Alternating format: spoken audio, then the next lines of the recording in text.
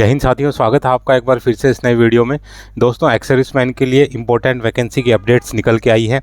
तो आज की इस वीडियो में हम देखेंगे कि कहां कहां पर ये टोटल वैकेंसी हैं, कितनी वैकेंसी हैं जो कि एक्स सर्विसमैन के लिए रिजर्व है, एज रिलैक्सेशन, सिलेक्शन प्रोसेस और बाकी चीज़ों को भी इस वीडियो के माध्यम से हम समझेंगे।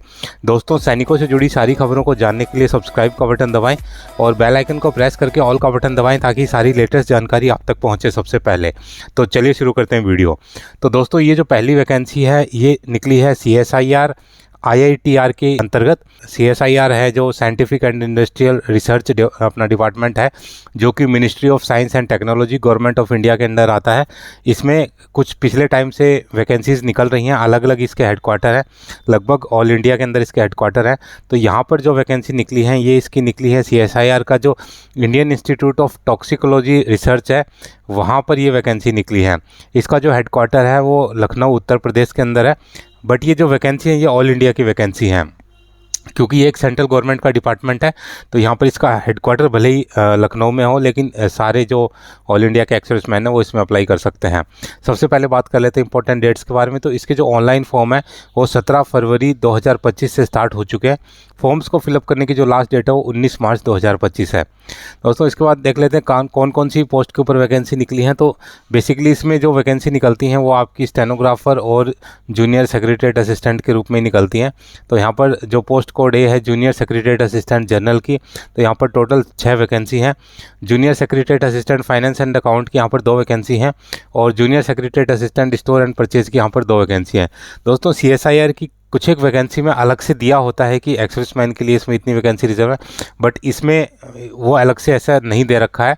दोस्तों, इसके बाद बात कर लेते हैं एजुकेशन एसेंशियल क्वालिफिकेशन की। तो इसमें आपको 10+2 चाहिए, प्लस आपकी जो, क्योंकि ये क्लरिकल पोस्ट है तो आपकी जो कंप्यूटर पे स्पीड होनी चाहिए और आपकी इंग्लिश के अंदर आप टाइपिंग करते हैं तो 35 वर्ड पर मिनट की स्पीड होनी चाहिए और हिंदी में आप टाइपिंग करते हैं तो 30 वर्ड पर मिनट की इसमें स्पीड होनी चाहिए।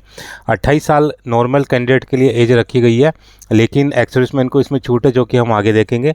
बात कर लेते हैं पे एंड अलाउंसेस की। तो यहाँ पर आपको पे लेवल 2 मिलेगा एज़ पर 7 CPC, जिसमें कि आपका जो अप्रोक्स जो है आपका 35,600 के आसपास आपका रहेगा। इसके अलावा आपको इसमें HRA TA और जो भी वाई क्लास सिटी के जो भी DA जो अप्लीकेबल है सेंट्रल गवर्नमेंट के, वो सब इसमें आपको दिए जाएंगे। दोस्तों, बात कर लेते हैं कि इसके बाद और क्या क्या बेनिफिट हैं। तो जैसे आपको पे एंड अलाउंसेस के अलावा जैसे HRA मिलता है, आपको ट्रांसपोर्टेशन अलाउंस मिलता है, DA मिलता है और बाकी जितने भी अलाउंसेस हैं सेंट्रल गवर्नमेंट के वो सारे इसमें आपको दिए जाएंगे।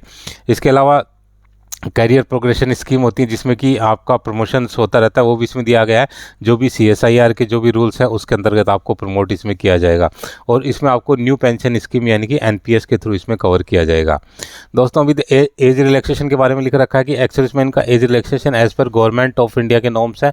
तो जैसे कि गवर्नमेंट ऑफ इंडिया के नॉर्म्स के अंतर्गत जो भी एक्स सर्विसमैन की प्रेजेंट एज होती है उसमें से उसको सेना की सर्विस को माइनस करना है, प्लस उसको 3 साल और माइनस करना है और उसके बाद जो उसकी एज है वो 28 वर्ष से कम होनी चाहिए, क्योंकि इस भर्ती के लिए जो मैक्सिमम एज है वो 28 वर्ष है। तो अभी देख लेते हैं इसका जो सिलेक्शन होगा किस प्रकार से होगा। तो बेसिकली इसमें 3 चीज़ें होंगी। पहले आपका पेपर 1 होगा जो कि क्वालिफाइंग इन नेचर होगा।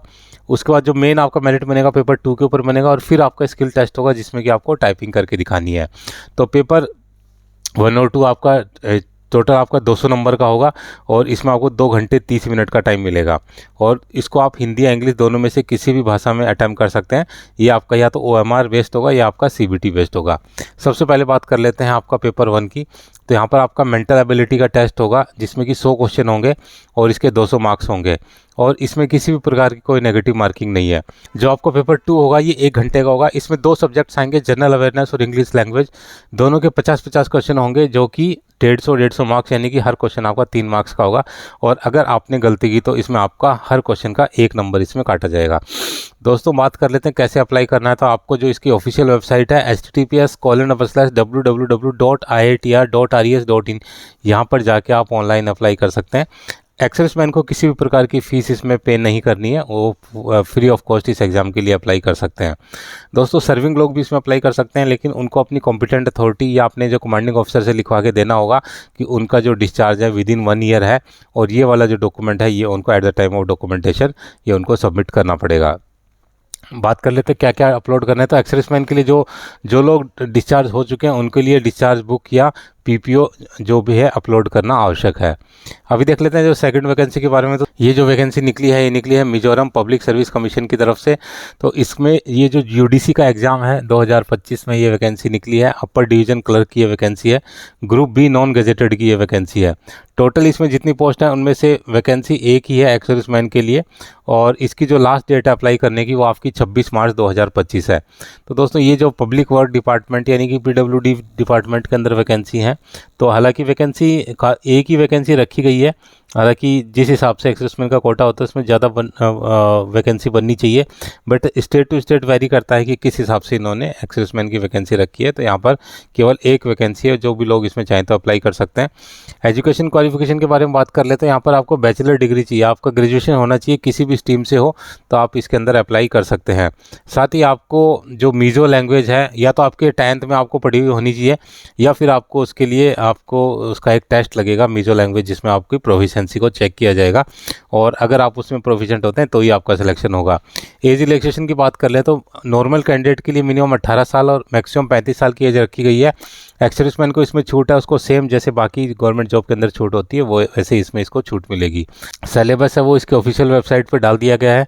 तो ये जो वेबसाइट का एड्रेस है यहाँ पर जाके आप इसमें सिलेबस को चेक कर सकते हैं, और बाकी अन्य चीज़ों को भी इस वेबसाइट के माध्यम से जान सकते हैं। दोस्तों इसमें एक हेल्पलाइन नंबर भी दे रखा है कि अगर आपकी रिक्रूटमेंट से संबंधित अगर कोई क्वेरी है तो आप इस हेल्पलाइन नंबर पे पूछ सकते हैं। दोस्तों ये थी दोनों पोस्ट के बारे में जानकारी। उम्मीद है कि वीडियो आपको पसंद आया होगा। वीडियो अगर पसंद आए तो लाइक शेयर और सब्सक्राइब करना ना भूलें, और बने रहें मेरे साथ इसी प्रकार के इंटरेस्टिंग वीडियोज़ के लिए। वीडियो बने रहने के लिए आप सभी का धन्यवाद। जय हिंद।